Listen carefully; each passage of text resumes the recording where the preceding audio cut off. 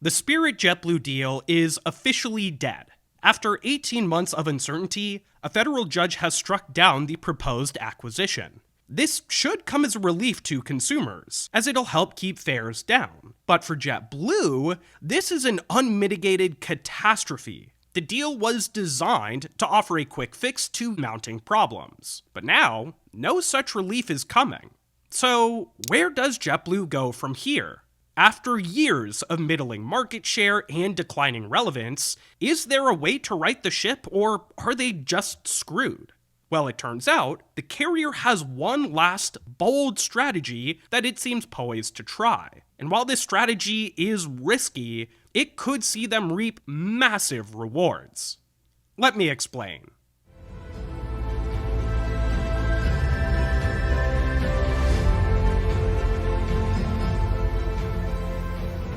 Before hopping into it, I wanted to let you know that tomorrow, I'll be publishing my first full-length video on my new channel, called Coby Explores. What exactly is the video?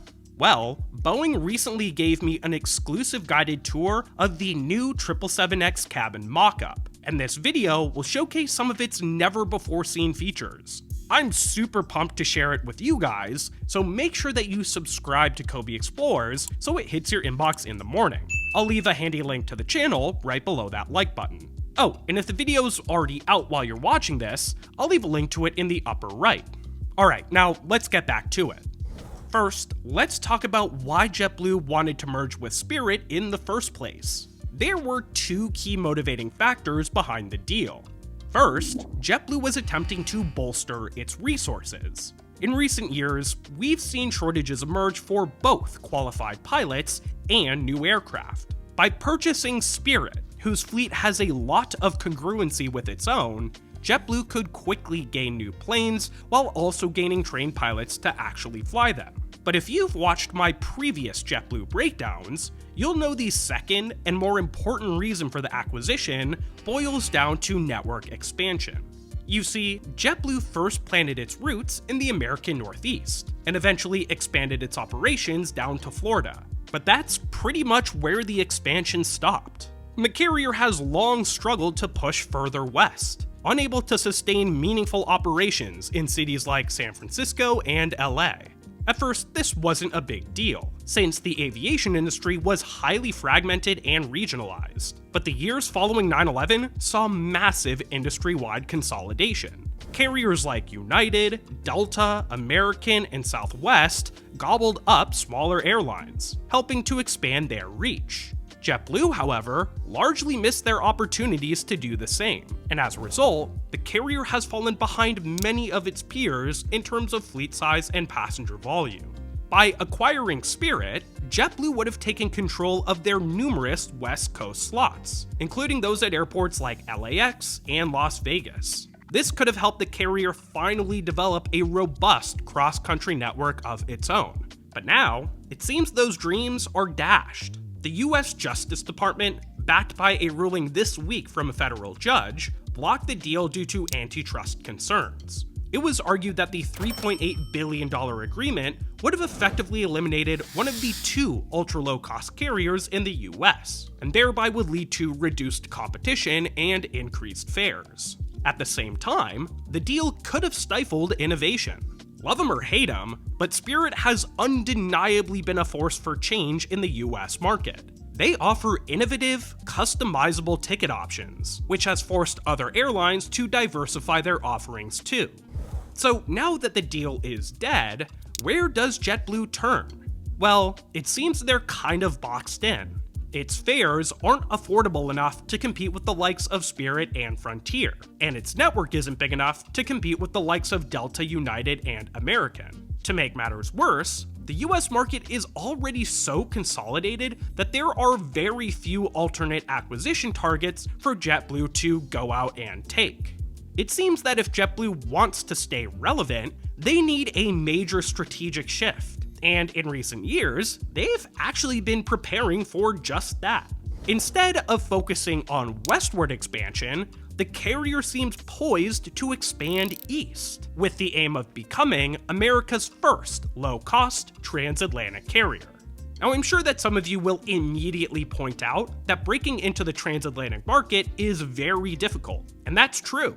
Flights between the East Coast and Europe are some of the most fought over missions on the planet, and other LCCs like Norse and WoW, who've attempted to break into this market, have failed miserably. But despite all of its aforementioned shortcomings, JetBlue actually boasts a number of strengths that could help them succeed when flying to Europe. Let's focus on 3 of the biggest. First, JetBlue has highly coveted slots. It has a major presence at both JFK and Boston, which offers a tremendous launchpad for crossing the pond. These airports see tens of millions of European travelers annually, so demand clearly exists where JetBlue is already based. Second, JetBlue has the right fleet of aircraft. The carrier was the first, and remains the only US airline, to operate the A321LR. This modern, long-range narrowbody has the legs to actually cross the Atlantic. And since narrowbodies are generally less expensive to operate than their wide-body brethren, it can help JetBlue continue to offer low-cost fares. This should help them undercut the competition and cement themselves as an attractive, cost-conscious option in the mind of travelers. The third, and arguably JetBlue's biggest advantage, is its Mint business class product. Up to 75% of an airline's revenue is generated by premium travel, and that figure may be even higher on certain transatlantic routes. So if JetBlue plans to crack the market, it'll need to steal away some of those coveted premium travelers. Luckily, JetBlue Mint is one of the most beloved business class products on the market, with fully enclosed suites, exceptional bedding, and delicious meals. Ultimately, JetBlue's resources haven't helped them all that much in domestic expansion, but they could have the exact right ingredients to become a real transatlantic player, and early returns have been promising. In the past few years, we've seen them experiment with routes to Amsterdam, London, and Paris, which has helped them drive record profits, albeit still modest ones when compared to the competition.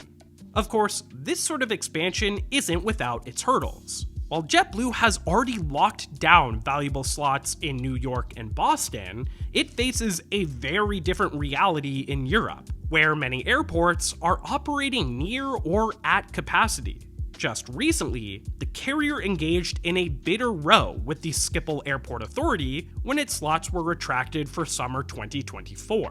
What's more, it had to fight tooth and nail to win less than desirable slots at Heathrow. If JetBlue hopes to become a premier transatlantic operator, it better get used to fighting these sorts of battles at European hubs. But the biggest threat to JetBlue's transatlantic aspirations is something that's already haunted them for years: its weak domestic network.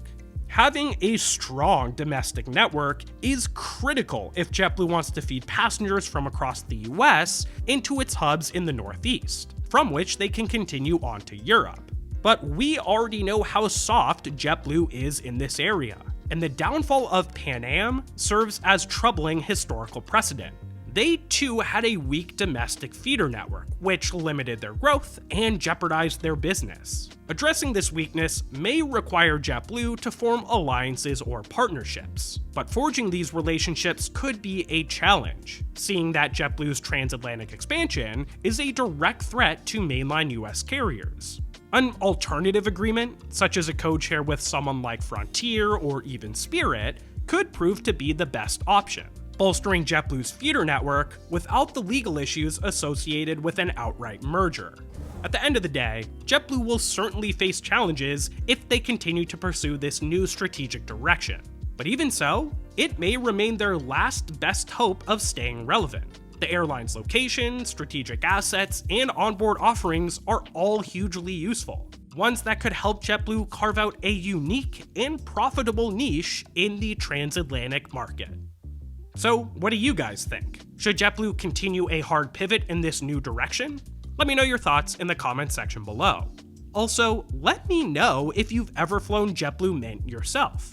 I'm currently looking for flights to London for this summer's Farnborough Air Show, and I'm considering taking Mint myself. Of course, if I end up on that flight, I'll end up posting a review to Coby Explores. If you want to see more content like that, in addition to tomorrow's 777X cabin walkthrough, be sure to subscribe. I'll leave a link again to the channel right here. Thank you so much to my patrons for helping to make this video possible. If you like what I do and want to help the channel grow, go ahead and check out this link right here. And as always, if you learned something new today, leave a like and subscribe to keep learning. And until I see you again, don't forget to look up.